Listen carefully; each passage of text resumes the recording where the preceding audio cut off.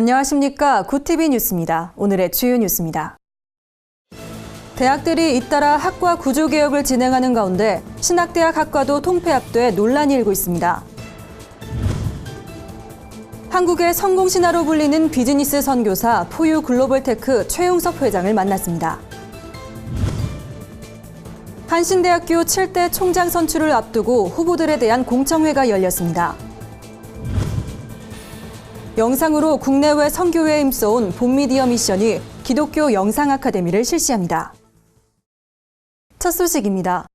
각 대학이 사회 수요에 맞게 학과를 개편하고 정원을 조정하면 최대 300억 원을 지원하는 정부 사업이 시행되고 있습니다. 대학들이 이 지원금을 받는데 혈안이 되면서 학과 구조개혁으로 인한 피해는 고스란히 학생들의 몫으로 돌아가고 있는데요. 목회자를 양성하는 신학대학도 예외는 아닙니다. 홍희연 기자가 보도합니다.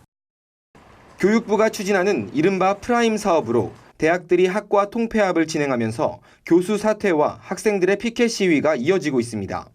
예장 대신교단과 인준관계에 있는 안양대학교도 최근 신학과와 기독교 문화학과를 통합하고 정원을 감축했습니다.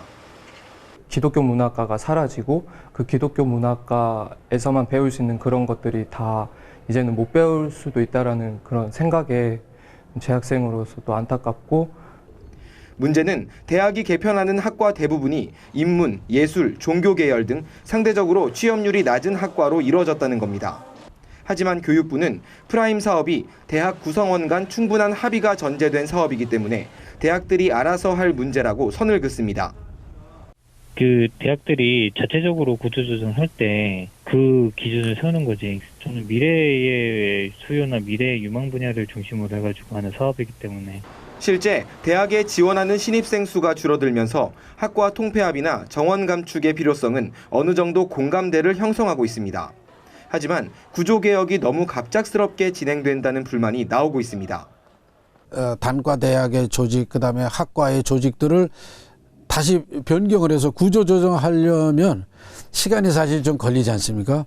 지금 그것이 몇 개월 안에 다 해야 되는, 결정을 해야 되는 이런 과정이 있기 때문에 좀 어려움은 좀. 일각에서는 사회 구조적으로 발생한 인구 감소와 청년 실업 문제를 학교와 학생들에게 전가하는 것 아니냐는 의견도 나옵니다. 때문에 정부가 대학 구조개혁 외의 다른 방안도 함께 모색해야 한다는 지적이 제기됩니다. 구TV 뉴스 홍우연입니다. 최근 선교계엔 비즈니스가 곧 선교란 개념이 주목받고 있는데요.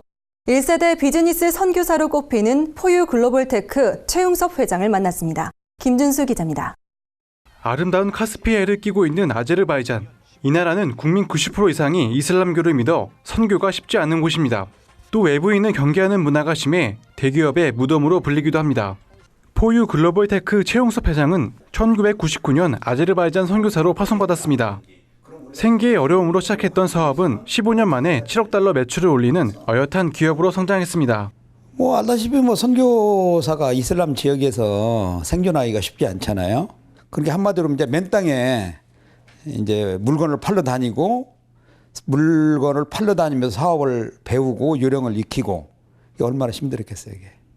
밑바닥부터 시작한 최 회장이 가진 건 정직과 성실뿐이었습니다. 크리스천이기에 손해를 보더라도 상대방과 약속은 반드시 지켰습니다. 이렇게 쌓인 신뢰는 다음 공사를 수주하는 밑거름이 됐습니다. 최 회장이 건축한 세계 최초의 회전하는 전광판, 바쿠 축구장 모두 아제르바이잔을 대표하는 국가 랜드마크가 됐습니다. 그때 영부인하고 약속을 지킨 것이 그 영부인께서 오늘 나를 만들어준. 근데 그 뒤로 영부인이 계속 몇 천만 불짜리, 천만 불짜리, 1억 불짜리 많은 공사를 나한테 줬는데, 준 이유는 데이비드한테 뭘 맡기면 저 친구는 정직하게 한다. 최 회장은 국제 NGO와 장학재단을 설립해 섬김과 나눔 사역에도 앞장서고 있습니다. 또한 비즈니스 선교 노하우를 나누기 위해 글로벌 아카데미도 준비 중입니다. 비즈니스와 선교의 동역이 가능하다고 믿는 최 회장을 통해 복음의 지경이 넓어지길 기대해봅니다. 구TV 뉴스 김윤수입니다. 한신대학교 7대 총장 선출을 앞두고 총장 후보를 초청해 공약을 듣는 공청회가 열렸습니다.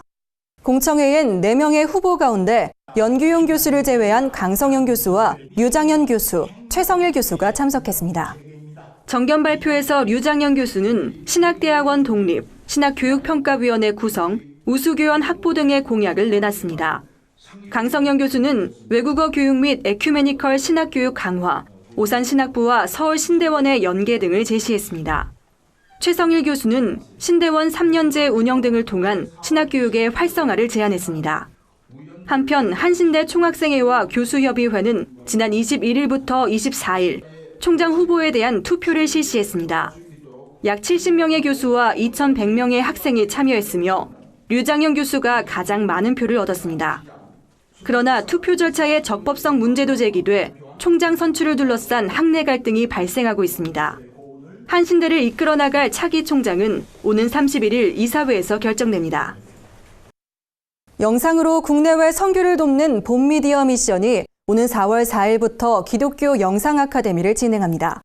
이론과 실습으로 이루어지는 아카데미는 현직 감독과 전문인들이 강사로 나서 소그룹 교육을 실시합니다. 아카데미는 기독교인이면 누구나 수강이 가능하며 특별히 선교단체 간사와 목회자, 교회 방송사역자를 우대합니다. 아카데미 참석자를 대상으로 자체 심사를 거쳐 장학금이 지원되며 아카데미 수료생들은 이후에도 봄미디어 미션에 마련된 편집실을 무료로 사용할 수 있습니다. 추후 영상작품을 만드는 경우 지속적인 지원도 받을 수 있습니다. 봄미디어 미션 양회성 대표는 450명의 해외 선교사를 위한 영상 아카데미를 해온 경험을 토대로 참석자 모두가 영상 전문 인력이 될 수 있도록 하겠다고 밝혔습니다. 아카데미는 4월부터 6월까지 진행되며 참여 방법과 자세한 내용은 본 월드미션 홈페이지에서 확인할 수 있습니다. 오늘의 간추린 뉴스를 김민정 기자가 전해드립니다. 간추린 뉴스입니다. 200여 시민단체들이 서울광장에서의 퀴어 축제를 반대하는 국민대회를 열었습니다. 건강한 사회 만들기 학부모 교사 시민단체연합은 결의문을 발표하고 퀴어 축제는 현행법을 위반하는 수준을 넘어섰다며 서울시는 불건전하고 다수 시민이 반대하는 동성애 축제가 서울광장에서 열리지 않도록 올바르고 현명한 결정을 내려달라고 촉구했습니다. 죽음을 무릅쓴 주기철 목사의 삶을 그려낸 영화 일사가고가 잇따른 상영관 확대로 흥행조짐을 보이고 있습니다. 지난 17일 27개 관에서 개봉한 일사가고는 관객들의 입소문을 타면서 현재 45개 관에서 상영 중입니다. 간암 투병 중인 것으로 알려진 찬양 사역자 박종호 장로가 SNS를 통해 심경을 밝혔습니다. 그는 1차 간암 차단 시술을 마쳤다며 기도해준 성도들에게 감사의 인사를 전했습니다. 박 장로는 적합한 기증자를 찾는 대로 간 이식 수술을 할 예정입니다. 우리나라 노인 인구 비율이 2050년엔 세계 두 번째가 될 것이라는 보고가 나왔습니다. 미국 통계국에 따르면 우리나라의 노인 비율은 2050년 35.9%에 달해 40.1%인 일본에 이어 두 번째로 높게 나타났습니다. 이 보고서는 우리나라의 고령화 속도가 세계에서 가장 빠를 것으로 전망했습니다. 이상으로 뉴스를 마칩니다. 고티비 뉴스는 인터넷 신문 뉴스 미션을 통해서도 보실 수 있습니다. 시청해주신 여러분 고맙습니다.